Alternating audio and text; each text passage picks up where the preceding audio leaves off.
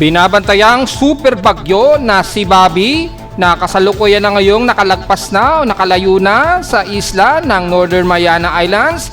Kumikilos ito ngayon pahilagang kanluran papasok ng Philippine Area of Responsibility. Inaasang papasok ito ng PAR bukas ng madaling araw o umaga na.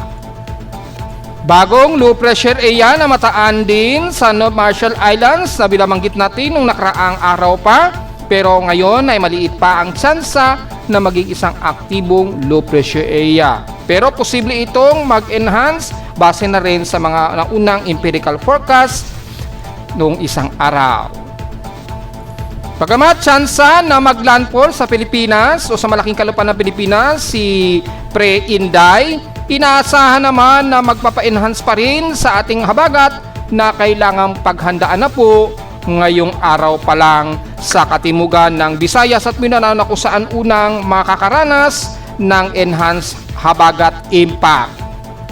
Samantala, ang epekto ng hatak sa monsoon trap sa katimugan ng bansa kabilang na ang Southern Mindanao at Western sections ng Mindanao at Visayas nakakaranas ng mga ilang mas maulap na himpapurin na may inaasahang kalat-kalat na mga pagkulog at pagkidlat na may kasama ring mga ilang bugsuan ng hangin. Nalalabay pa rin sa Southern Luzon at Northern Luzon, patuloy pa rin ang umiiral na easterlies at manipis na southwest monsoon na patuloy na makakaranas muna tayo ng mas maalinsangang panahon, hindi kagaya sa katimugan ng Mindanao ngayong araw. Super El Nino, mataas na ang kumpiyansa sa latest forecast natin. Base sa latest ENSO projections, inaasahang sa huling quarter ng taon, posibleng pumalo na ito sa mahigit 2 degrees Celsius na mataas na ang posibilidad ng Super El Nino.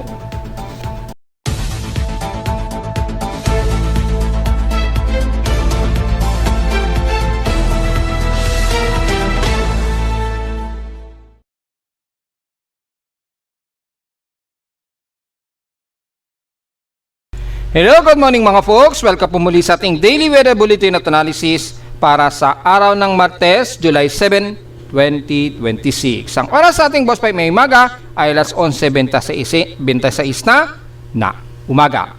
Well, patuloy muna ang maalinsangang panahon dito sa Metro Manila at ilang bahagi pa rin ng Luzon dahil sa umiiral na easterlies at manipis naman na southwest monsoon sa kaluran na halos hindi natin muna mararamdaman ito. At dahil hindi muna natin mararamdaman masyado ang habagat dito sa parte ng Luzon, mas makakaranas muna tayo ng mas mainit na panahon at mataas at malagkit-lagkit na alinsangan na papalo ng mahigit 35 degrees Celsius. Although bandang hapon, makakaranas pa rin tayo ng mga afternoon rain showers na hindi naman tumatagal ng mahigit isang oras na may kasamang localized thunderstorms. Na ayon naman sa latest na thunderstorm advisory sa Data PD Pag-asa as of 11:07 AM, ay nakataas ang moderate to heavy rain showers daw na may pagkulog at may bugsong hangin daw inaasahan sa Leyte, Eastern Samar, yan, kabilang na ang Bohol, at mula sa bandang Leyte nga po ang Isabel Merida hanggang Tunga, sa Eastern Samar naman ang General MacArthur hanggang Helnani, at sa Bohol naman ang Batuan, Sagbayan, Daguhoy, Carmen at Valencia naman. Hindi naman daw lalagpas o within 30 to 1 hour lang daw ang expectancy ng forecast na ito. Yung above conditions naman maranasan naman daw sa most of Eastern Samar region, sa Leyte, sa San Isidro hanggang Canaga, sa Bohol naman sa may Katigbian, Bilar at Dimiao. So most of Eastern Samar naman, ang Santa Margarita naman at Gandara ang maaaring makakaranas din ng above conditions na nabanggit. Yan. The rest naman na ilang bahagi ng Visayas ang Eastern Visayas, kaninang mga alas 10 pa po ito. So mas latest po ang itong apektado ang Eastern Samar, Leyte at Samar at Bohol, ayon na rin dito sa pinapakita ng latest advisory. So kung titingnan natin sa thunderstorm sa ating map, pakikita natin ang area na apektado nga po, kasama ng Eastern Samar, yan, affected areas yan. Yan, at Leyte at Bohol ang apektado daw ng asahang localized thunderstorms. Yan, kitang-kita. Pwede nyo po makita yan mga folks. Yan. At sa atin namang lagay ng ulan, so far, wala naman tayong nakikita masyado sa pinaka-satellite imagery. Manipis po masyado ang Doppler natin. So mapapansin naman natin manipis ang Doppler at wala tayong nakikitaan masyadong water vapor sa Luzon. Yan, manipis lamang po ang umiiral. So wala tayong masyado nakikitaan dito. So wala tayong reflectivity na mamomonitor. Pero sa lighting strikes naman, kung sisilipin natin as of 11:29 ngayong maga, wala tayong nakikitaan na active na lightning strike sa Luzon at Southern Luzon at Visayas.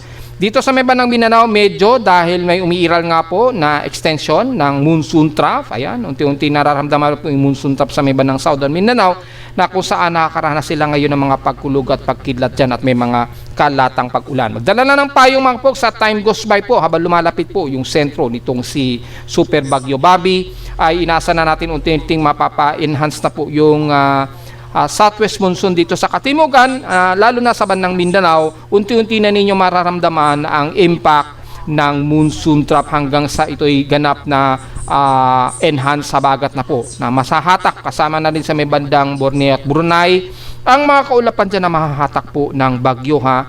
So bandang Katimugan muna naman sa mararamdaman ninyo hanggang bukas po yan, and then as time goes by starting bukas yan hanggang Thursday na yan onwards, unti-unti mararamdaman na sa may bandang Visayas, pataas na yan ng Southern Luzon all the way hanggang Metro Manila na yan bago mag-weekend po. At isa, tatalakayin natin yan ang tungkol sa lagay po ng tropical cyclone na yan si Bobby maya-mayang konti. Samantala, mula sa ating current conditions, overcast, gloomy tayo, haze at partly cloudy tayo. So tatlo na po yung binabantay nating tropical cyclone dito sa ating dashboard monitoring. Meron tayong bagong invest. Naalala nyo, nireport natin yan ng isang araw na merong posibleng sumunod nga po dito kay Pre-Inday na susunod sa kanya. At manggagaling din kung saan nagmula itong si Bobby. At doon din na-monitor itong bagong invest low pressure area na ito. At which is, ayan na nga po. At nagpakita na nga, tinawag na pong 97W. Tatalakayin natin yan maya-mayang konti. Dito muna tayo sa general weather. Monitoring report muna natin. At mula sa lowest temperature na neta na aking weather station kaninang 4:37 AM, pinakamababa ng 27.8 degrees Celsius. Pero kahapon, grabe, maalinsangan kami. Mataas ang aming outside air temperature na 35.4 degrees Celsius. Kahapon ito ng hapon at 2:52 PM. Ibig sabihin, mataas din ang aming heat index, pumalo na 50.2 degrees Celsius ang aming heat index kahapon yan. So, kung titingnan naman natin sa magiging forecast, at yung heat index natin as of 11:20 AM sa aking weather station sa Caloocan, Grace Park ay nasa 49.7 degrees Celsius na po ang kasalukuyang heat index namin. Actual yan mula sa aking instrument ng weather station. At sa forecast ay 46 degrees Celsius lang daw ang pinapakitang forecast. Malamang computed heat index ito malamang. So kung i-compute nyo yan, malamang nasa around 46 degrees Celsius po yan. Hanggang 47 degrees Celsius daw ang pinakamataas na magiging maximum heat index sa amin sa Caloocan. So mukhang maaraw at malinsangan na ngayong maghapon dito sa Metro Manila. So magdala ng payong at para na rin sa kahandaan kung magkaroon ng isolated rain showers ngayong maghapon. Sa automatic weather station naman, mula sa weather station naman ni Pag-asa nationwide ay nangunguna sa pinakamataas na heat index.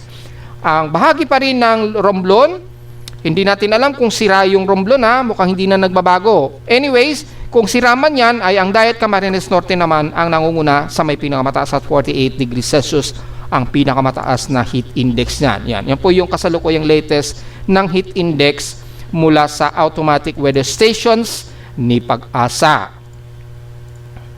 Yan. So sa atin namang pinakita ko na yung lightning strikes, no? So diretso agad tayo sa ating lagay ng ating PH extremes in past 24 hours. Nanguna na naman ang Tugigaraw sa may pinakamainit na temperatura at 38.8 degrees Celsius. Halos hindi na nagbabago Paki-double check kung sira ba yan or talagang working patat ganyan talaga ang reading niyan. Sa lowest temperature naman sa Baguio ay nasa 18 degrees Celsius naman ang lowest temperature so far, at sa maximum sustained wind sa maximum rainfall na inulan ang Maasin na may total sila na 30 mm total rainfall, at sa average wind speed naman ay ang Dagupan na may total na 14.4 kilometers per hour po.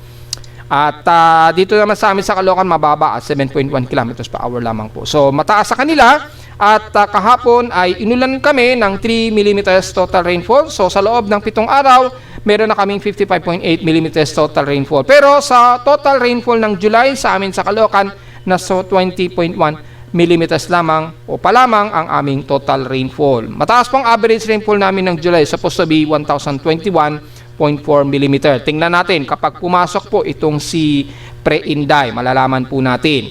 Samantala, nanatiling normal at moderate ang thermal status ni Mayon Volcano. Report po natin para sa mga kababayan natin sa Albay at Legazpi na hindi nasusubaybayan yung status ni Mayon Volcano. Silipin natin ngayon ang kanyang status.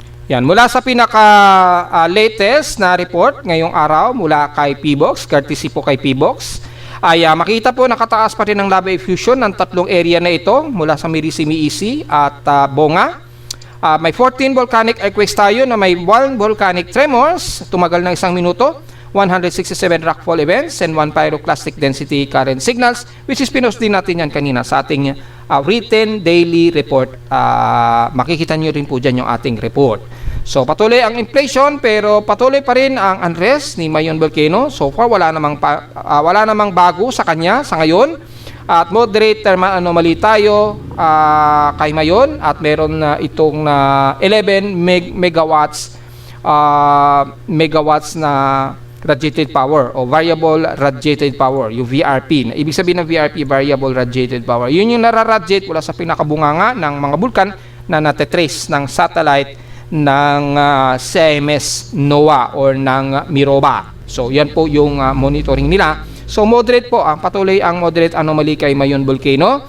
At kung titingnan natin dito sa pinaka-thermal layer, mula kay Mayon ay kitang-kita pa rin ang pinaka-ground overlay niya ay nagdadaos-dos pa rin ang magma mula sa pinakabunganga nito. Ayan, kitang-kita po yung bunganga ni Mayon.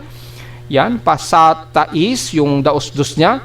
Ito naman yung pinaka-MODIS mode. Ayan, yung kahit sa MODIS, kitang-kita din ang pag-alagwa ng magma mula sa pinakabunganga ni Mayon Volcano. Ayan, namumula siya. So, kitang-kita po sa satellite ang pag-alagwa ng pinaka-magma nito, mga folks. Yan, tanaw na tanaw po. The rest naman ng mga bulkan ay so far wala naman tayong anomaly na nakikita ngayon sa ngayon dito. Sa ngayon wala naman pong panibago. So nanatiling moderate at nanatiling unrest po ha. Samantala sa ating outside humidity, katamtaman tayo 76% at bumaba ito ng 3% since last hour. Mababa na ang atmospheric pressure natin, ibig sabihin na detect na ang presensya nitong si Pre-Inday na papasok ng PAR, na-detect na siya, bumababa na ng bahagya atmospheric pressure namin base sa reading ng aking aparato sa Caloocan. Mabagal itong bumababa since last hour. Pa-high tide pa lamang po tayo at sea level. So kung titingnan natin yung latest natin ng high tide and low tide status, yan, so far ay pinakamataas 0.9 meters po ang magiging taas nito mamayang alas 2 ng hapon. So sa loob ng 3 araw at least hindi naman lumalagpas ng mahigit 1 metro, not until Friday po aabot ng 1 meter daw ang magiging taas nito. So magiging maalo na po unti-unti ang bandang silangan ng Mindanao at Eastern Visayas dahil sa lumalakas na po dyan yung hatak kasabay ng monsoon trough inflow mula kay bagyong Bobby po so paghandaan at huwag muna masyadong pumalaot dyan sa may bandang silangan. Dito naman sa may bandang hilaga ng Luzon, mukhang okay naman yung karagatan. Double check natin yung ating assessment silipin natin yung magiging swelling ng alon. Yan, mula sa pinaka-significant wave height natin, nakikita natin mula bukas siguro, tingnan natin ngayon, ito yung ngayong araw, then pagdating palang bukas, medyo doon pa lamang lalakas yung alon. Sa ngayon, mukhang hindi pa naman medyo mataas yung alon natin. So, bukas pa siguro mararamdaman yung pagkapasok nito ng Philippine Area of Responsibility. So, unti-unti, medyo restrain na tayo. Siguro, ngayong araw, medyo kaya-kaya pa po siguro umalaot ngayon. Pero unti-unti, tataas na po yung alon dyan lumalagpas na ng 1 meters ang alon unti-unti. Lalo na mga bandang hapon po, unti-unti lalakas na po yan hanggang bukas po. So alalay na lamang po siguro, pero sa silangan ng bansa at hilagang bahagi naman wala naman masyadong nakataas dito na pag-alon, at least mga 25 o 0.5 meters lang. So wala tayong magiging problema mga folks. Medyo hindi rin magandang ating air quality, moderate of 59 index. So magmas po tayo sa mga sensitibong mga baga. At sa ating namang almanak, sumikat ang haring araw kaninang 5:32 AM at lulubog po ito mamayang 6:29 PM. At ang ating 56% illuminated, waning gibos na lamang po. Magmo-moonrise po ito mamayang gabi 11:26 PM at bukas na ng umaga 11:17 AM ito lulubog. At sa ating local weather outlook para ngayong Tuesday and Wednesday, well, partly cloudy pa rin tayo. Pero bandang hapon magkakaroon tayo ng mga afternoon rain showers and localized thunderstorms na may 97 to 100% chance of rain daw ngayong araw. Baka siguro kagaya kahapon magkakaroon na isolated rain showers dito sa Metro Manila. So prepare na lamang sa payong bukod sa tinding sikat ng araw at sa magiging pag-ulan mamayang hapon. At bukas ng Miyerkules, partly cloudy din tayo, almost stationary ngayong araw hanggang bukas na 97 to 100% chance of rain. High sa lowest temperature expected, maglalaro 32 to 33 degrees Celsius. And lowest temperature expected, 26 to 27 degrees Celsius. So, diretso muna tayo sa ating ginagamit na satellite imagery. Makikita natin ang mata at sentro nitong si Bagyong Bobby, Super Typhoon Bobby, ay patuloy pa rin ang stationary na lakas nito. Under Super Typhoon category pa rin. Pero bahagyang humina ito ng konti at category 4 Super Typhoon. Sa category 4 ito, hindi kagaya kahapon na natili itong category 5 Super Typhoon. Pero ang magiging lagay muna sa atin sa Pilipinas, siyempre, makita natin na halos wala tayong masyadong kaulapan na iiral sa buong Luzon. Medyo tuyo tayo o dry o hot dry weather. Dahil po sa umiiral pa rin na easterly sa silangan pa rin ng Luzon hanggang South Luzon, kasama na ang Bicol Region at Eastern Visayas, magkakaroon po tayo ng mga maalinsangang panahon sa buong Northern Luzon hanggang Central Luzon na po yan. Mapakanluran man yan o mapasilangan, magkakaroon lang tayo ng mga isolated rain showers bandang hapon gabi o madaling araw sa buong parte ng Northern Luzon, Central Luzon, kasama na ang buong Calabarzon, Bicol Region, Metro Manila at Mimaropa area. So wala tayong concern dyan dahil halos pare-pareho magiging weather pattern natin dyan ngayong araw sa Luzon. Siyempre, magiging mas maulap ang ilang bahagi sa South Luzon. Although, hot humid na panahon din tayo dyan, katamtaman at halos fairly weather tayo. Kabilang na ang Mindoro, Mapa, Marinduque man yan, Burias Island, Romblon at Masbate. So, maaraw at malinsangan tayo sa halos buong maghapon ngayon. At mula sa bandang Visayas naman, medyo part nito sa mostly cloudy po tayo at all times. Magkakaroon lang tayo ng mga kalat-kalat na pag-ulan at mga ilang pagkilat at pagulog sa hapon. Pero magiging hot humid na panahon din tayo maging sa central ng Visayas, sa Cebu, Panay Island at Negros Region. Magkaroon man ng mga ilang thunderstorms, usually bandang Bacolod o hilagang parte ng Negros Region, ilang bahagi ng Bohol at Southern Leyte at Eastern Visayas. Pero pasaglitan lamang yan na hindi naman nagtatagal ng more than 30 to 1 hours.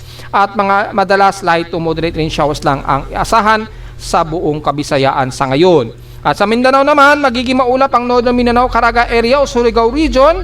At Northern Mindanao, magiging katamtaman pero maulap ang panahon natin. May mga isolated din tayo ng mga pag-ulan na may pagkilat at pagkulog, katulad din sa bandang Visayas. Sa ngayon, maaraw muna at katamtaman ng panahon sa eastern part ng Mindanao, mula dyan sa bahagi nga po ng Caraga. At mula sa bandang Tandag, pababa niyan ng Surigao del Sur hanggang Hinatuan, Bislig at Katiil. Bagamat magiging kalat-kalat din ang pag-ulan na may pagkilat at pagkulog, the rest ng Davao Region hanggang Sorsogon area dahil nga po umiiral ang hatak dito sa ating monsoon trough patungo sa direksyon ni Super Typhoon Bobby. Dahil po nag-e-enhance na po unti-unti yung monsoon trough dito sa katimugan ng Mindanao, unti-unti magiging mahangin tayo dyan, medyo may bugso ng hangin at kakaroon tayo ng mga ilang moderate and some heavy rain showers sa most of Davao del Sur at Davao Occidental. So, ingat na lamang po sa may bandang General Santos at Sarangani na makakaranas tayo ng mga ilang moderate and some heavy rain showers maging sa Gobyerno Generoso at City of Davao area. Musikaw din rin sa most of Sorsogon area hanggang Maguindanao del Sur at Maguindanao del Norte, Mapa Cotabato man yan o South Cotabato, hanggang dito na sa boundary ng Lanao del Sur. Magiging maulap na tayo sa Lanao del Sur at the rest ng Lanao del Norte ay lang bahagi ng Misamis Region at Zamboanga Peninsula. Magkaroon man ng kalat-kalat na pag-ulan, mostly light to moderate rain showers tayo sa buong Zamboanga Peninsula, pero katamtaman medyo maaraw at medyo gloomy rin ang panahon natin, lalo na sa City of Zamboanga at Isla ng Basilan at Hulusulo. Magkaroon man kayo ng mga ilang isolated rain showers and localized thunderstorms, bunso dyan ng unti-unting pag-enhance ng monsoon trough dyan at unti-unting nang nahahatak yung southwest monsoon dito sa miman ng southwestern part ng Mindanao area. Pero sa nalalabi naman sa magiging katamtaman tayo, maaraw at malinsangan muna tayo, especially sa buong Southern Luzon at Northern Luzon ngayong araw. At inasa natin hanggang bukas pa yan na hindi pa natin mararamdaman ang epekto ng monsoon trough nitong si Bagyong Bobby. Una munang mararanasan yan pagkapasok nito ng PAR bukas po ng madaling araw o umaga ng mga taga Southern Visayas at Mindanao area. Kung i-double check naman natin ang magiging mean sea level pressure, yung bugso ng hangin sa loob ng 144-hour period. Kung ma-animate po natin, makikita natin mula sa WRF ng data feed ni Pag-asa po yan. Ito yan galing sa pinaka-system ni Pag-asa. So makikita natin, pero GFS lamang yung ginagamit nilang forecast dito. Makikita nyo po yung pagdaan ni Super Typhoon Bobby. Mapapansin natin hindi tayo masyado apektado ng sentro ng bagyong ito, pero apektado tayo ng enhanced habagat as time goes by po. Yan. Kung titingnan nyo po, pagkapasok nito ng Philippine Area of Responsibility, mag-enhance po yung ating habagat. Dito muna yan sa may bandang Mindanao area. Yan. Mararamdaman muna yung mga pag-ulan. Pero dito, mga pabugso-bugso po yung mga pag-ulan muna. Mararamdaman ng mga taga-Eastern Visayas at Southern Mindanao. And then pag mga araw yan, mga July 8, starting July 8 na po yan. Then onwards, habang tumataas ang kilos ng bagyo, unti-unti nang mararamdaman yan sa Visayas at Southern Luzon. And then pagdating po ng July 9, mga July 9 ay mas mararamdaman na yan sa Metro Manila at most of Southern Luzon area. Yan, hanggang sa pagdating ng July 10, mararamdaman na yan sa Northern Luzon, yung hatak sa habagat. At dito, maaari na posibleng magtaas ng tropical cyclone wind signal sa hilagan silangan ng Northern Luzon. Siguro sa darating nga po na July 9 po yan, Thursday o Friday po yan onwards hanggang siguro sa darating na next weekend. Yan, may idea na po tayo mga poksa in 144 hours po. Yan. Then hanggang July 10 po, yung forecast extension yan. Yan. Ayan, hanggang July 11 and extend onwards. Mararamdaman na natin ang moderate to heavy rain showers lalo na bandang sa darating nga po na Thursday o Friday sa Metro Manila. Ayan ang mga moderate to heavy rain showers po. So, ang accumulated rainfall, kung pagbabasehan po natin, ay sa loob ng 24 oras, makikita po natin, ay mararamdaman natin sa Metro Manila ang matinding buhos ng ulan by July 9 or July 10 po. Ayan o. Kasama na ang buong Southern Luzon at ilang parte pa rin ng Western Visayas. Yan. Pero pagkapasok nito ng PAR, una munang mararamdaman sa bandang Western portion ng Mindanao at Southern Mindanao ang 24-hour precipitation. At least mga 60 to 100 millimeters sa bandang southern part ng Mindanao area. Sa Metro Manila, at least nagkakaroon tayo ng mga ilang maulap na panahon dyan. Yan. At mga kalat-kalat na pag-ulan na may pagkilat at pagkulog muna. Pero at least medyo maaraw-araw pa tayo dyan mga folks. At pagsapit nga po ng mga July 9 nga po to July 10, dito ramdam na natin ang matinding lakas ng ulan. Kitang-kita po sa precipitation ng NCR, ang buong NCR kabilang na ang buong Central Luzon, makakaranas na tayo ng mga moderate to heavy rain showers. Around mga 50 to 150 millimeters po ang estimation ng accumulated rain hour natin sa loob ng 96 hours na po yan. So, between siguro July 9 to July 10 po. Yan ay naasahan natin na magiging ulan sa Metro Manila. Sa 6 hours, what naman po, kung walang tigil ang ulan na sa loob ng 6 na oras, ito naman ang magiging resulta niyan mga folks. Pagkapasok niyan sa Philippine Area of Responsibility bukas, yan, so magkakaroon na ng mga heavy rain showers ilang bahagi ng Northern Mindanao at Zamboanga Peninsula. Malinaw yan mga folks ha, at Southern Mindanao. And then pagsapit ng July 9 to 10, yan, makakaranas na ng mga moderate to heavy rain showers ang buong Western Visayas, Mimaropa, yan, Mindoro, yan, at ilang bahagi ng Southern Luzon at Bicol Region. Pagdating ng between July 9 to July 10, ito na, ramdam na sa buong Southern Luzon ang moderate to heavy rain showers, estimated mga 50 to 100 millimeters, kasama ang Metro Manila at Zambales, yan. So, mga July, mga July 9 to July 10, mararamdaman natin yan sa Metro Manila, ang peak ng bugso ng ulan, kasama na ang buong Southern Luzon po yan. Ayun, kitang-kita naman po kung ano yung apektado. Moderate to heavy rain showers po, yan. Yan ayan, buong Southern Luzon at most western sections po ang makakaranas yan. Dahil nga po sa enhanced habagat. Yan, posible po tayo magkaroon ng matitinding baha dyan kasama ang Metro Manila between July 9 to July 10 po yan sa Metro Manila at ilang bahagi ng Southern Luzon. Pero pagkapasok muna nito sa PAR, medyo hindi muna mararamdaman ang tinding ulan sa buong Luzon, Southern Luzon, mga kalat-kalat lamang na mahihinat katamtaman, pero ang concentration muna sa buong Mindanao o Southern Mindanao area po. Ito po ang paghandaan natin bukas pagka-entra nito sa Philippine Area of Responsibility. So mag-decide na po ang local government units natin sa Mindanao at Visayas o Southern Visayas. Paghandaan na po ninyo kung kailan kailangan ninyong mag-suspende ng klase. Bukas siguro yan. Kung hindi man, siguro by Wednesday. Pero bukas po ng Wednesday ay mag-decide na po siguro tayo kung kailangan natin mag-suspende. Dahil magkakaroon na tayo ng mga ilang moderate and some heavy rain showers po dyan sa may banang southern part ng Binalao. And then as time goes by na nga po, unti-unti nang mararamdaman sa western portion ng Visayas, Mimaropa, kasama ng Palawan, Mindoro, at most of Southern Luzon hanggang July 9 to July 10. Kasama na ang Metro Manila sa makakaranas ng moderate to heavy rain showers. So malinaw po yan sa pinakita natin dito na unti-unti and then hanggang sa magkakaroon na ng mass heavy rain concentration. Kung walang tigil lang ulan in 126 hours, every 6 hours, ay katumbas niyan hanggang July 12 po ay makakaranas ng matitinding enhanced sabagat ang most western sections ng Luzon hanggang Southern Luzon po at Western Visayas. Ayan take note po yan sa binulugan natin. Ayan. Ang halos 200 mm o higit na po ang accumulated niyan kapag kawalan tigil ang ulan sa loob ng 6 na oras between 126 hours po. So ibig sabihin halimbawa July 9 o July 10 umulan at walang tigil. Walang tigil ang ulan at sa loob ng 6 na oras. Yan pong ibig sabihin yan. Ang magiging accumulated rainfall natin yan o speed ng ulan 25 to 35 millimeters an hour. So sa loob ng 6 na oras, just in case, aabot yan sa mga halos 100 millimeters. And then sa loob ng 126 hours, kung wala pa rin tigil ang ulan, every 6 hours, aabot yan sa 100 to 200 millimeters total rainfall. Lubog na tayo sa baha niyan. Kapag nangyari po yan na walang tigil ang ulan sa loob ng kada 6 na oras po ang katumbas niyan. So yun po ang paliwanag niyan mga puksa.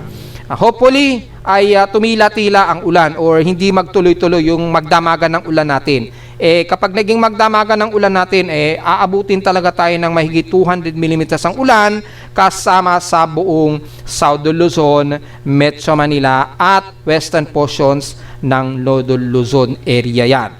Between yan ng starting na yan siguro mga July 10 to 12. Pero mga July 9 to 10, at least mga heavy rain showers lang nakikitaan natin na mararamdaman natin sa Metro Manila niyan. So paghandaan po natin yan yung mga araw na yan. So bago mag-weekend ay maapektuhan na kasama na ang buong Southern Luzon at Metro Manila. So kamustahin naman natin ang lagay ng si Bagyong Bobby gamit ang ating computer-generated tropical cyclone sector as of 8 o'clock AM ngayong umaga. At since 8 AM yung initial nito pero patuloy pa rin nag-update yan Hindi ibig sabihin na alas 8 yan, hindi na gumagalaw yung mga data nito. Kasi napapansin natin, gumagalaw pa rin yung data niya. Nag-update pa rin siya, pero yung oras niya, initially, hindi nagbabago. So, yun ang hindi ko ma-explain sa NOAA, ay bakit ganun ang nila. Ina-update nila yung mga detalye, pero yung oras hindi nila ina-update. Sunusunod pa rin nila yung 8 hours, 2 o'clock, every 8 o'clock hanggang 2 o'clock po ang madalas nila na ang oras lang na ginagamit nila, so hindi ko maintindihan. Anyways, mula kaninang 8 o'clock AM ang sentro nitong si Super Typhoon Bobby. Ang reference point natin ngayon ang Palanan Isabela ang pinaka-reference point natin. So as of 8 o'clock, ang layo nito malapit sa gitna ay nasa 1,857 km east ng Palanan, Isabela, yung layo niya. Nasa labas pa ito ng Philippine Area of Responsibility at patuloy pa rin kumikilos pahilagang kanluran. Ito po yung pinaka-satellite imagery ng pinaka-sirkulasyon ng bagyo. Yan, at eksakto naman yung galaw at syempre every 10 minutes nag-update kasi yung animation ng mismong bagyo, so medyo lumalagpas ng konti yan. So okay lang po yan dahil hindi naman naka-sequence o hindi naka-synchronize yung data ng infirmary ng Hawaii at yung pinaka-actual Himawari satellite imagery. Makita natin na halos pahilagang kaluran pa rin ang pagkilos niya. Ha? So as of 8 o'clock, ang kanyang center air pressure ngayon ni Bobby ay nasa 934 hectopascals at in category 4 super typhoon pa rin ito sa atin na may maximum sustained wind in 1 minute average 232 km per hour malapit sa gitna at bugsong umaabot ng 301 km per hour. Sa kanyang 10-minute average naman, base sa kanyang 1 minute, ay nasa 204 km per hour ito malapit sa gitna at bugsong nasa 265 km per hour. Pero kung susundin naman natin ang computation mula kay Pag-asa, yung 10-minute average, so subtract lang natin yung 8 oras dyan mula sa pinaka 10-minute average ng 1 minute. So kung susubtract natin ng 232 ng 8 oras, so kung susubtract natin ng 8 oras, nasa 193 o 192 km per hour ito, malapit sa gitna, at bugsong nasa 251 km per hour po. Kung susundin natin yung computation ni Pag-asa, yung mga estimated mga nasa ganyan po, 192 o 190 km per hour, malapit sa gitna, or bugsong maabot ng 250 kilometers per hour naman. Kung susundin natin yung 8 hours na 10-minute average natin mula kay Pag-asa. So nasa mga 190 kilometers to 193 kilometers per hour lamang yan mula kay Pag-asa. So malinaw yan mga puksa. At kumikilos to pa west-northwestward sa bilis na 22 kilometers an hour. Itong si Maysak ay considering dissipated na po ito, nalusaw na po dahil naka-indicate na po yan sa akin tropical cyclone sector as dissipated na po. Since wala pa namang 10 hours, kaya hindi pa siya inaalis dahil baka bumalik bigla. So, mayroon pang at least mga within 10 hours para totally iaalis siya ng ating tropical cyclone sector. So, ito po yung naging development niya. Nung una, nabuo siya dito sa may bandang Palau. Naglandfall ito sa may bandang Eastern Samar. Then, tumawid ito ng Basbate, Burias Island, nagmarinduki rin ito hanggang sa ito ay huling mataan sa may bandang Batangas, sa may bandang Bauan, Batangas, and then nag-West Philippine Sea na po ito, at umexit na ito ng Philippine Area of Responsibility siguro mga July 1 bago maghating gabi or July 2 na ng madaling araw, umexit ito ng Philippine Area of Responsibility, and then naglandfall na ito sa pinaka-inland ng China noong July 5 ng umaga, and then dito na po siya unti-unti humina habang binabaybayan ang kalupaan ng Liuzhou or entirely ng Guangxi o Yongzhou, China. Yan, hanggang sa naging low pressure area na lamang po siya. Yan, remnant na lamang po yan, so anytime tatanggalin na lang yan sa ating tropical cyclone sector. Samantala, may bago na naman tayong invest, which is last week pa natin ito diniscuss na may atong isang araw pa na may posibleng susunod kay Bobby. At mukhang manggagaling din to kung saan nabuo itong si Bobby. At sobrang layo pa nito nasa may bandang Marshall Islands pa po yung sentro nitong si 97 Invest. Ayan, halos kung saan nanggaling itong si Bobby. Sa ngayon, mababa pa ang chance niya na maging isang aktibong low pressure area, maging aktibong o ganap na bagyo sa ngayon. At tingnan natin, obserban pa natin yan sa loob ng 55-hour period kung magkakaroon ng improved development. Sa ngayon, kung titingnan nyo sa pinaka-satellite imagery, halos hindi pa masyado organized ang sirkulasyon. Although embedded siya o nasa alongside siya ng intertropical convergence zone, kaya may posibilidad pa na maaari itong biglang mag-organize or hindi. Depende sa magiging galaw ng kanyang Coriolis dito, dahil maaari itong kumilos pero maaari itong mas tumaas pa ang kilos dahil habang nagde-develop itong C97W, nagkakaroon ng butas dito, yung range of high pressure area. Unti-unti lumalayo yung high pressure area niyan. Yan, kumikilos yan pa ganyan, east-northeast. So yung range ng high pressure, unti-unti lumalayo yan. So habang lumalayo yan, itong C97, imbis na pa ganyan na nagiging kilos, ay posibleng gumanyan ang kilos niya. Ganyan, maging ganyan po magiging kilos niya, ha. So tingnan na lang po natin, abang-abang natin mga folks. Sa ngayon ay nakalagpas nito ng Northern Mariana Islands at marami talagang naging damage ang naiwan itong si Bobby. At inaasahan na itong papasok ng Philippine Area of Responsibility bukas po ng madaling araw or umaga na. Bukas po yan, Wednesday, July 8. Yan, July 8, mga Miyerkules na po yan bukas, papasok ng Philippine Area of Responsibility. At habang lumalapit na ito sa may bandang boundary ng ating Philippine Area of Responsibility, mapapansin nyo po, unti-unti na pong napapalakas nito ang monsoon trough dito sa may bandang katimugan ng Mindanao at western sections ng Mindanao at southern Visayas. Unti-unti nang nagkakaroon ng maulap at mas maulang panahon dito sa may bandang southern Mindanao po dahil dyan. At inasahan na habang ito'y mas lalapit mamayang gabi, unti-unti mararamdaman na po ng mga taga southern Mindanao ang epekto ng enhanced sabagat. Palalakasin na po niya unti-unti yung enhanced sabagat yan. Simula mamayang gabi yan. Simula mamayang gabi hanggang sa tuloy-tuloy na yan hanggang bukas na madaling araw until such time makapasok na ito ng Philippine Area of Responsibility.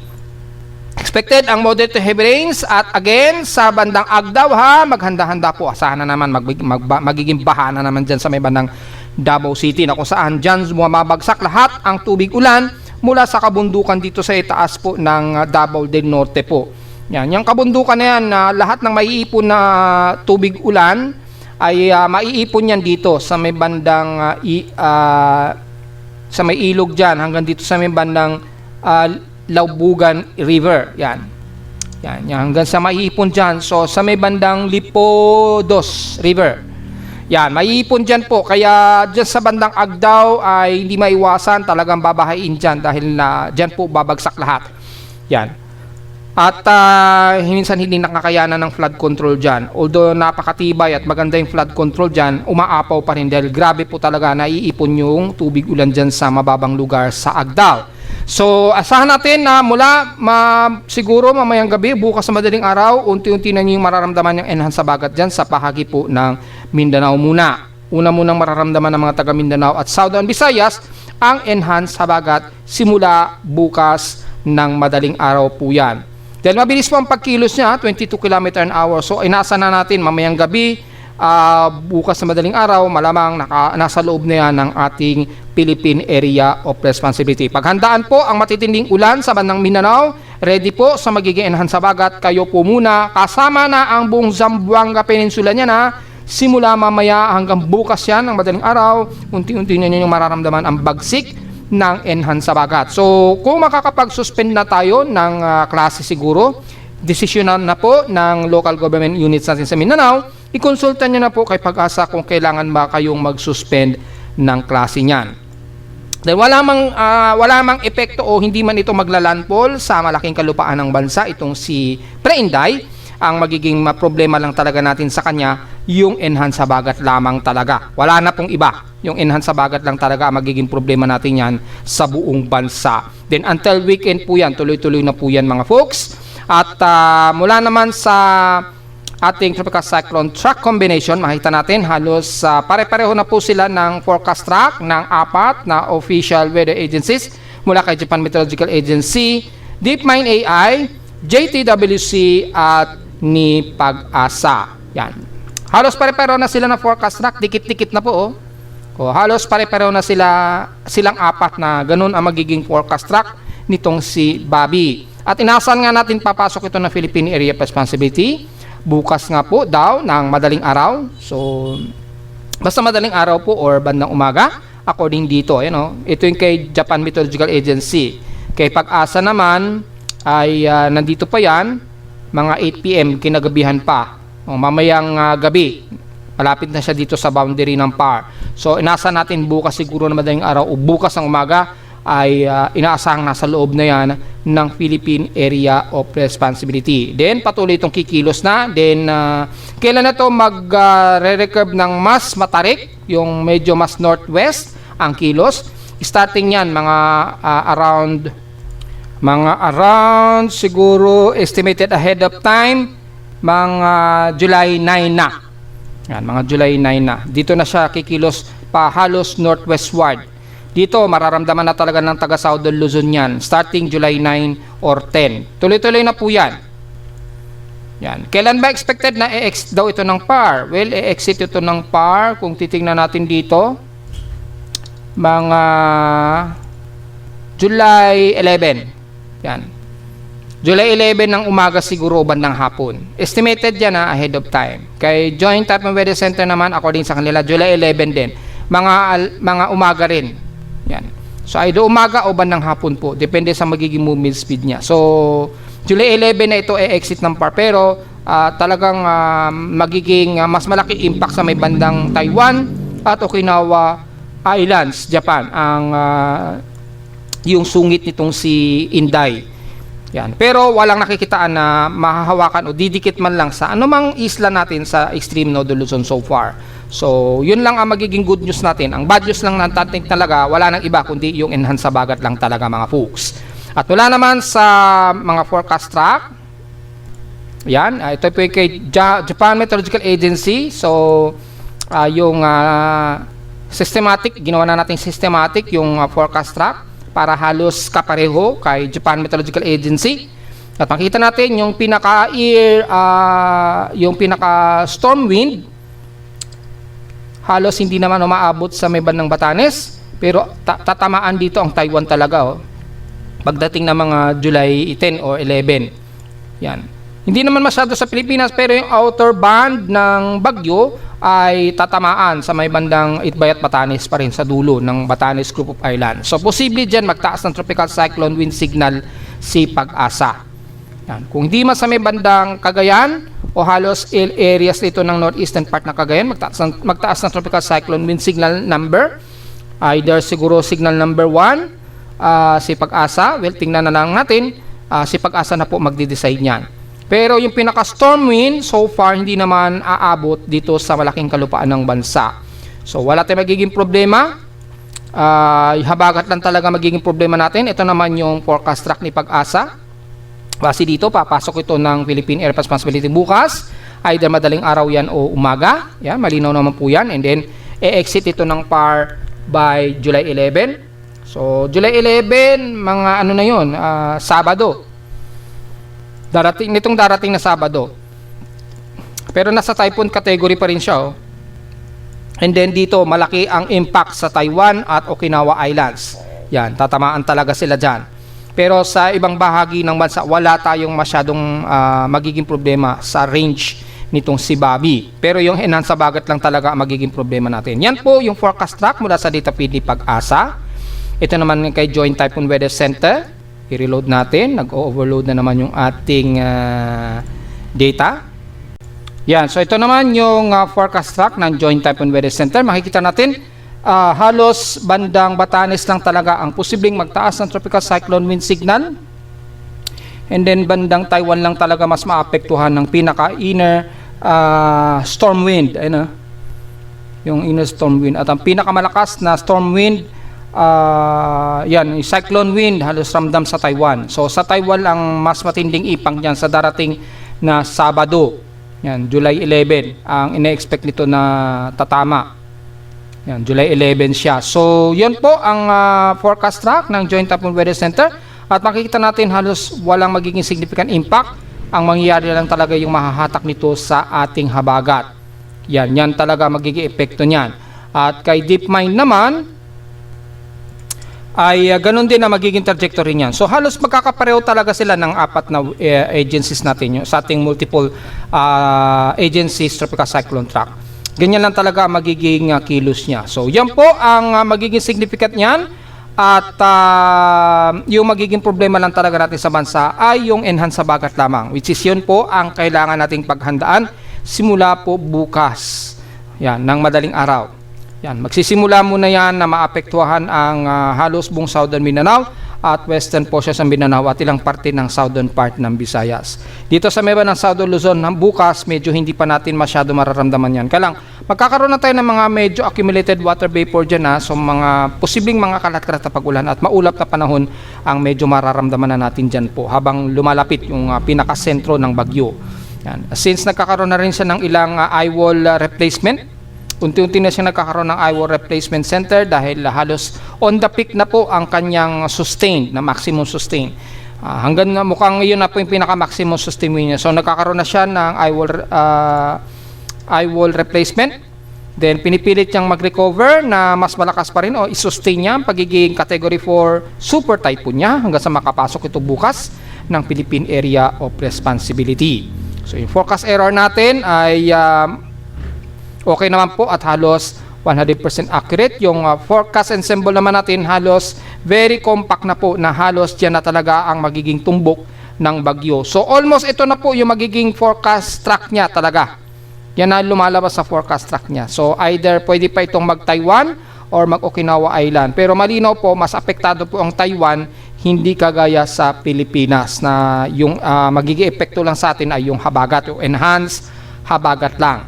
So yun po yung pinaka-forecast. At kung titingnan naman natin sa AI ng DeepMind, so ito po yung sa DeepMind ay makita natin yung forecast track niya. Halos hindi na po magbabago pagkapasok ng PAR yung magiging trajectory niya. Halos maliit na lamang ang chance niya na magbago ang kanyang trajectory. Maliban na lamang pag habang lumalapit ito o umi-exit ng PAR, dito medyo lumalawak pa yung cone of uncertainty niya. So pwede pa itong mag-landfall sa may bandang Taiwan mismo, or pwede pa itong lumihis dito sa may bandang Okinawa Islands, Japan. Pero yung mean track, makikita nyo naman yung trajectory sa mean track ay tatamaan lang nito yung bandang Okinawa Island Prefecture. Pero hindi rekta sa Taiwan, pero yung storm wind, mas mararamdaman sa Taiwan yung matinding impact niyang bagyo. So yan po yung pinaka-initial forecast natin, at sa kanyang SpaghettiOs models, mukhang mag-maintain itong super typhoon sa loob ng 4 na araw. So malinaw lamang yan hanggang nitong darating na Thursday daw talaga and Friday, o sa loob ng 4 na araw mananatili itong nasa 185 to 188 kilometers per hour na super typhoon category. Nagbi-between category 4 to category 3 typhoon po yan.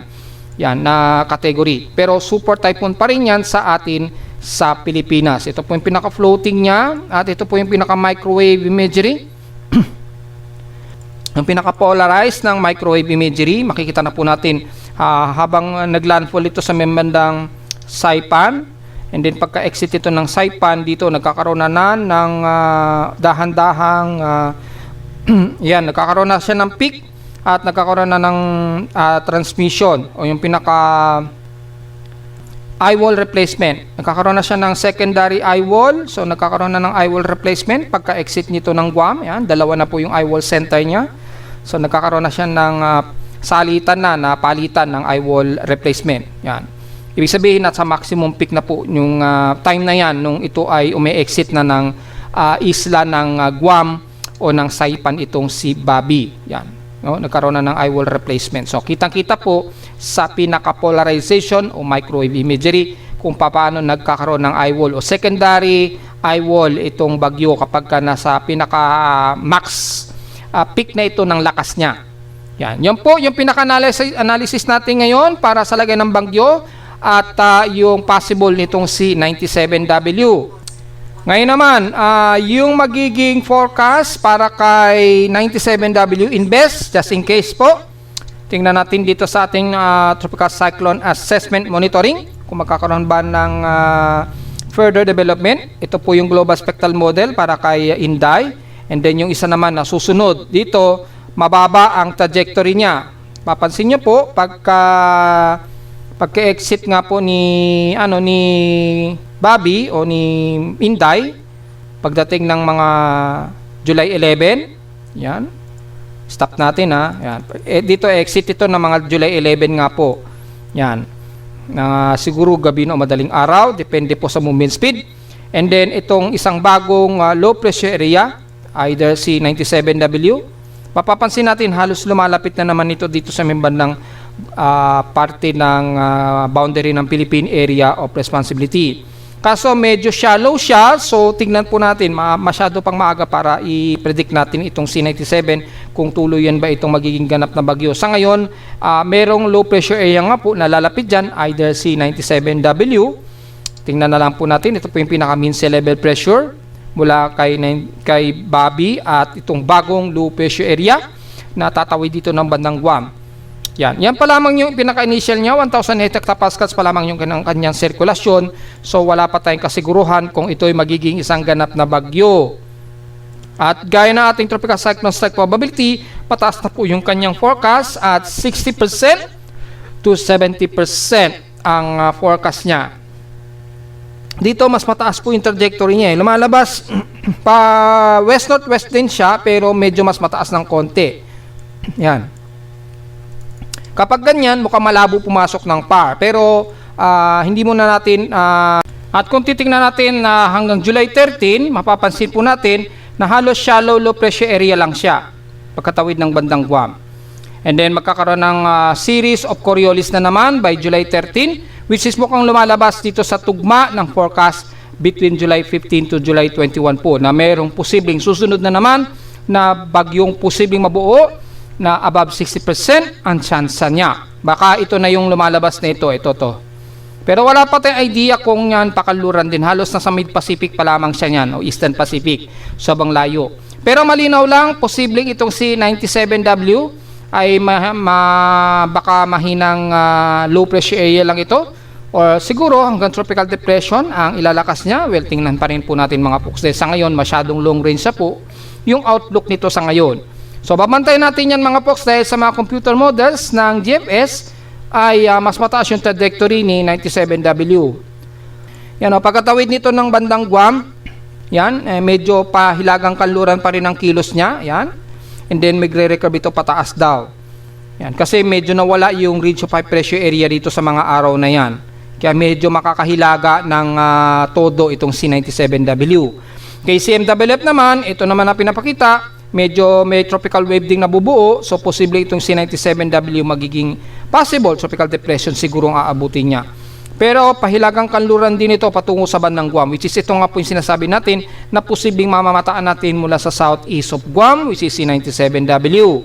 Mula sa AI naman, ng ensemble ng AI, ay posible ring mabuo itong shallow low pressure area nito pero mas mababa ang trajectory niya. At dito mukhang papasok pa nga ito ng Philippine Area of Responsibility. Anong expected na araw yan papasok? July 13. Yan. According dito July 13. So baka July 14 naman sa atin yan sa Pilipinas. So dito ay posible nga po maging tropical depression pa ito. Pero kasi mataas yung atmospheric pressure, 1,005 hectopascals mula sa AI. Kay ICON naman, wala. Kay GM, wala silang data. Kay CMWF meron at GFS na ganun ang nagiging trajectory, which is sa global spectral model ay ganun din ang nakikita dito na magiging trajectory ni 97W. So tingnan natin po mga folks. Sa ngayon ang magiging concern muna natin tututukan maigi itong si pre-Inday nga po, which is matatawag na natin yan sa local na Inday bukas, either bukas ng madaling araw na po yan talaga pagkapasok ng Philippine Area of Responsibility. Again, depende pa rin yan sa boom wind speed ni Inday kung baka mamayang gabi pa lang bago mag-12 baka makapasok na yun ng PAR. So, depende pa rin. Ang magiging assurance lang nito base sa forecast, bukas sa madaling araw ito, nasa loob na ito ng Philippine Area of Responsibility. So, yun po ang magiging analysis natin para kay pre-Inday. Paghandaan po sa buong kanluran ng bansa at pinakita ko na sa inyo kung gaano kalaki ang magiging buhos ng ulan nito. Mga between 100 to 150 millimeters ang magiging accumulated rainfall at kung walang tigil ang ulan ay posible pang umabot sa mahigit 200 millimeters ang magiging total rainfall kung sa loob ng 6 na oras walang tigil ang ulan. Samantala sa ating status ng El Nino, ngayon ay nasa moderate El Nino po tayo pero yung updated sa ating forecast ng El Nino Watch, ayan, ay nakatutok na siya sa Super El Nino category. So ibig sabihin lamang nag-update na po yung ating ENSO projections probability, which is ito nga po ay mukhang mangyayari na nga po na magkakaroon tayo ng mula sa very strong El Nino to Super El Nino na nasa 95.6% na ito ay aabot ng 2.28 degrees Celsius, 2.28 degrees Celsius by the end of the year. So mga October to November po yan ay papasok daw tayo sa Super El Nino na. Nalalagpas na nga po ng 2 degrees Celsius. At inasa natin bago mag-December, mga November to December, aabot na ito sa mas malakas pa na 2.43 degrees Celsius na highest peak ng Super El Nino. So mga November, December daw po ang pinaka-peak na natin ng Super El Nino. Kapag ganyan po, posible po matinding tagtuyot ang mararamdaman natin sa bare months. Mas mararamdaman natin yung tagtuyot sa mga araw na yan. Pero mas mararamdaman yan ng mga taga Mindanao siguro. Kasi dyan papasok ang amihan season natin. Lalakas po yung daloy ng ating amihan. Pero tuyo tayo, sobrang tuyo. So mas lalo tayong magiging tuyo niyan dahil malakas yung amihan, the same time tuyo din yung ating air, yung paligid ng hangin. So maaari nga po magkaroon tayo ng mas mababang water level reservoir niyan at posibleng tuloy-tuloy ang pagbaba. So babala lang po, paghandaan po natin din ang epekto ng Super El Nino sa huling quarter ng taon na ito o huling mga buwan ng taon na ito. Mga October to December po yung ina-expect natin na aabot tayo sa Super El Nino. Next year ba, ano ba magiging kalalabasan? According sa extended outlook ng ating ENSO projection probability, by pagpasok po ng mga June, July ng susunod na taon hanggang August to September ng susunod na taon, ay posibleng papasok naman tayo sa La Nina phenomenon. Next year pa yan, mga mid, starting ng kalahati ng taon hanggang sa susunod na huling quarter uli ng last quarter uli ng taon, next year 2027, ay dito ay magkakaroon naman tayo ng La Nina. Una munang makakaramdam muna tayo ng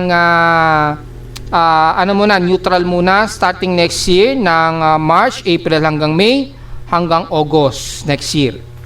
Magiging neutral muna tayo hanggang August. Then pagpasok siguro ng mga bandang September ay magkakaroon tayo ng minor La Nina na ng susunod na taon bago matapos na siguro ng taon yan. So malayo pa po mga folks. Ang sa ngayon, ang magiging problema natin yung pag-aabot sa Super El Nino, which is tumugma sa pinaka-forecast ng ating models dito mula sa ENSO Plume, yung papasok yung pinaka-dynamic average na maaari nga tayong magkaroon ng Super El Nino. Na-post ko na yan sa Facebook page yung magiging epekto ng ENSO at yung magiging epekto ng Super El Nino sa atin. I-report na natin yan kanina po. So basahin nyo na lamang po para sa gustong malaman pa ang pinaka-detalye. Last month, ang pinakamataas natin na naging recorded noong June ay 1.5 degrees Celsius, which is yan po yung pinaka-recent natin na sa moderate El Nino na po tayo. So talagang ramdam na natin yung tugtuyot o drought na epekto ng El Nino po. Hindi pa po tayo Super El Nino At sa makita natin yung epekto niyan sa sea surface temperature ay malinaw naman po na pinapakita dito na umatras po yung sea surface temperature, tumaas po yung anomaly sa may bandang South America. Yan grabe taas ng Then yung easterly trade wind humina po, kaya ang nangyari tuloy yung swelling ng sea surface temperature ay pumunta dito sa may bandang kumilos siya pa bandang pa east. Yan. Dahil humina po yung easterly trade wind papunta dito sa Western Pacific natin. Yan. So nagkaroon ng mataas na anomaly tuloy dito sa may bandang Southern America. So sila ngayon ang mas makakaranas ng grabe po ang buhos ng ulan dyan at posibleng mga torrential rainfall ang mas mararamdaman nila sa Amerika. Kabaligtaran naman sa atin na halos napakababa o mababa ang ating magiging average rainfall o halos tagtuyo tayo mga folks. Samantala sa ulat lindol, mula kanina madaling araw, sunod-sunod nagkakaroon ng electrical noise yung ating seismograph. May nadetect tayong noise. Hindi natin alam kung saan nanggagaling po yung noise na yan. Tinignan ko naman yung aking seismometer, wala namang insekto na nasa loob. Nakasil naman po yan, so wala tayong nakikitaan. Probably ay may something na electromagnetic field o pulse ng magnetic field ang nadetect ng ating aparato. Kahapon, nagkaroon ng malakas na magnitude 5.8 ata di sa may bandang Mindanao na naman, yung sa may bandang Sarangani na naman. So, patuloy pa rin ang mga aftershocks na malalakas dyan sa may bandang Sarangani. Ingat po mga folks At ngayong araw, mula sa data PDP box, ay mukhang isang magnitude 4 ang naitala natin dyan sa may bandang Balot Island na naman sa Sarangani. And so far after nyan, ng 1:48 AM. Wala namang sumunod sa kanya na malalakas. Pero sunod-sunod pa rin ang mga aftershocks ha. Kung bibilangin natin yung aftershocks dyan sa may bandang paligid ng Davao Occidental, ay nasa total na tayo na 23 aftershocks. Yan. O 23 clustered earthquakes. Sa rest naman ng bansa ay medyo meron tayong 4 dito sa may bandang paligid ng Batangas. Mukhang wala namang pagyanig dito sa may bandang Bolinao so far. Medyo kalmado naman sa may bandang Bolinao, pero wag nating aalisin ang tingin dyan sa bandang Bolinao, Pangasinan pa rin po mga folks. Patuloy pa rin naman aftershock sa may bandang Sarangani at General Santos mga folks, mag-ialisto pa rin po tayo. Lalo na't kayo pong uulanin dyan. So sa mga malapit sa Bulumundukin, kumari layo-layo po muna tayo sa mga posibleng biglaang landslide. Baka magkaroon tayo ng landslide dyan dahil alam nyo naman ngayon ay nararamdaman ninyo na asahan ang magiging maulan sa inyo ngayong araw. Tuloy-tuloy na yan hanggang bukas dahil sa monsoon trap o enhanced habagat.